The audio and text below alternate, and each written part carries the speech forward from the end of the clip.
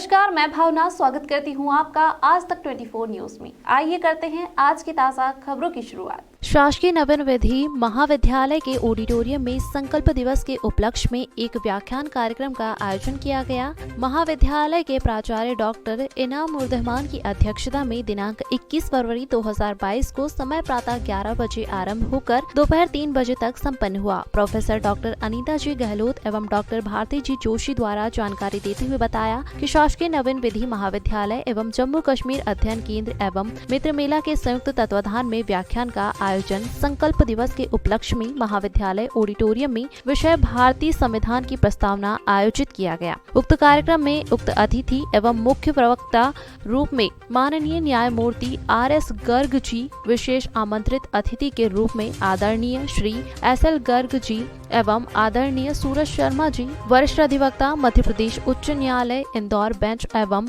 अध्यक्ष Indore high court bar association कार्यक्रम में उपस्थित होकर कार्यक्रम को गौरवान्वित किया। तो सर जैसे मतलब कि पर्यावरण का संरक्षण करने वाले लोग की देश को आवश्यकता है। तभी संविधान में जो हम राइट टू एनवायरमेंट की बात करते हैं, जो संविधान का अनुच्छेद 21 हमें देता है, वो वास्तविक रूप में धरातल पर लागू होता है।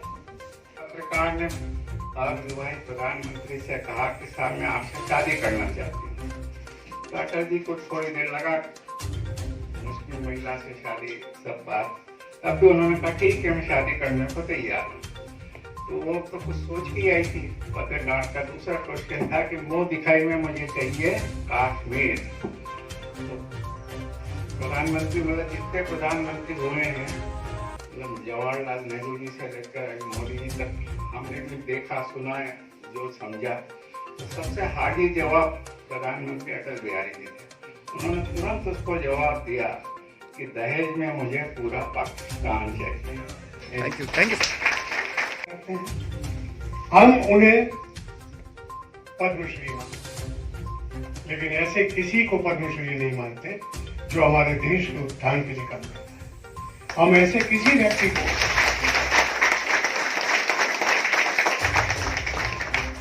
पद्मश्री नहीं मानते हैं जो हम सबके उत्थान की बात करते हैं। जैसे ही कोई हिंदू आदमी धर्म का प्रचार करने लगता है तो हम उसे धर्मांध कहते हैं। मैं एक जगह भाषण देने गया तो वहां पर एक साहब ने कहा कि साहब हम संस्कृत नहीं पढ़ेंगे न पढ़ाएंगे क्योंकि ये हमारे धर्म के खिलाफ है। मैंने उनसे कहा भाई साहब, असतो मा सद्गम है, तमसो मा ज्योतिर्गम है, मृत्यु और माँ अमृतम। हम असत्य से सत्य की ओर चले, अंधकार से प्रकाश की ओर बढ़े। यह अतिक्रमण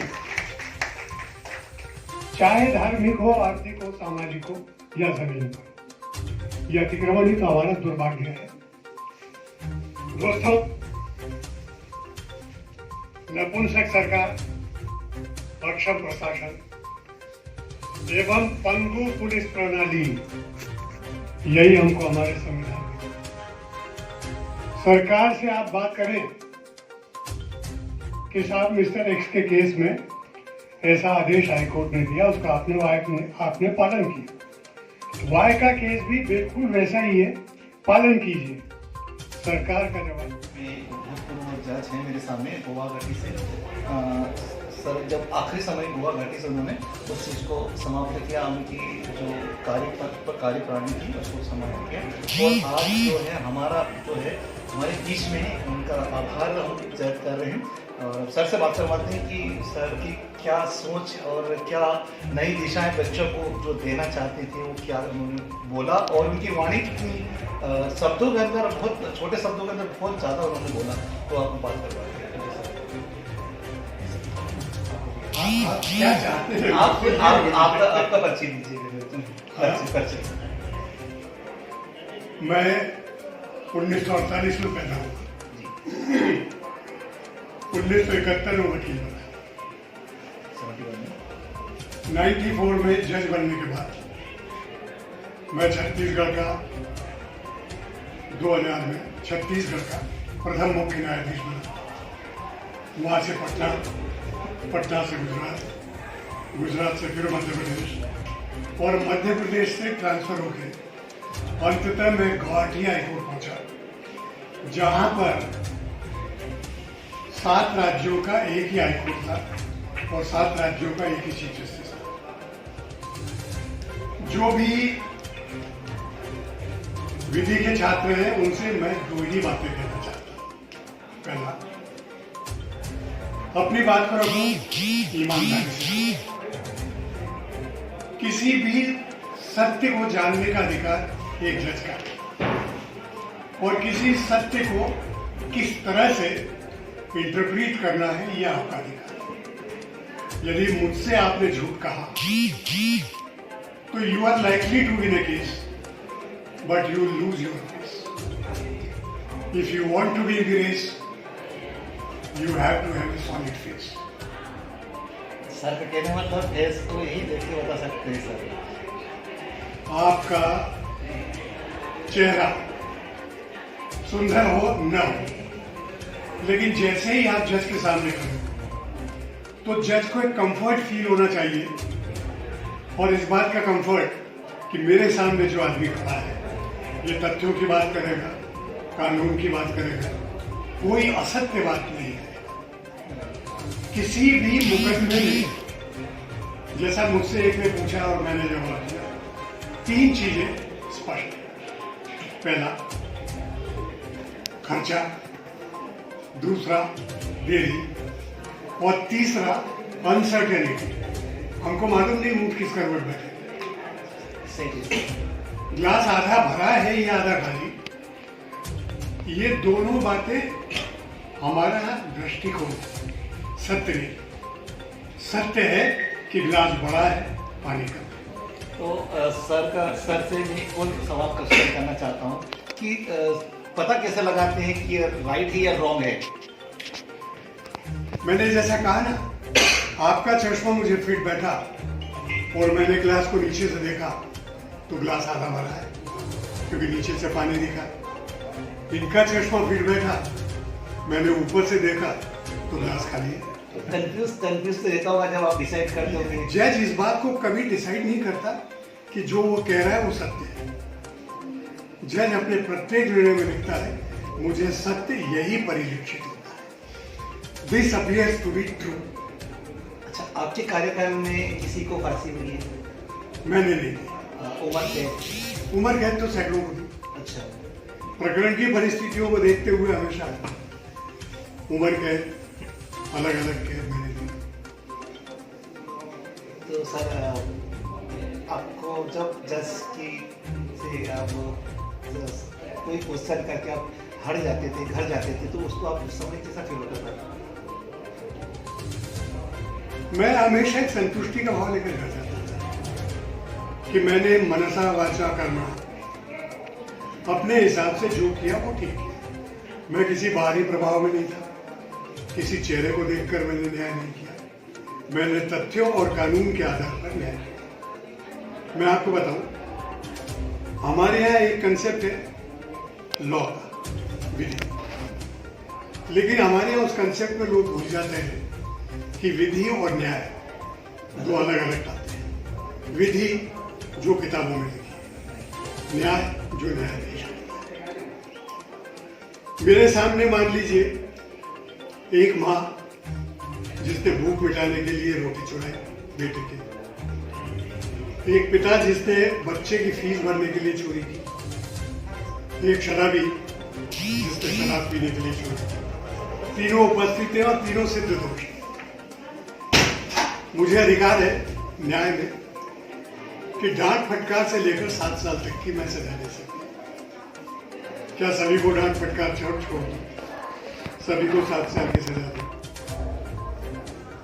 अब यहाँ मुझे जो न्याय करना है उस न्याय के मुताबिक मैं कहूँगा उस औरत से कि यदि संतान पैदा किए तो मेहनत कर चोरी की रोटी डांट के छोड़ दूँ। जिस पिता ने पैसे चुराए उसको कहूँगा कि भाई साहब कहीं से उधार लीजिए, बाद में चुकाइए, लेकिन चोरी मत कीजिए। चोरी के पैसे से जो शिक्षा अपने बच्चे को दिला दे वो फलीभूत नहीं होगी।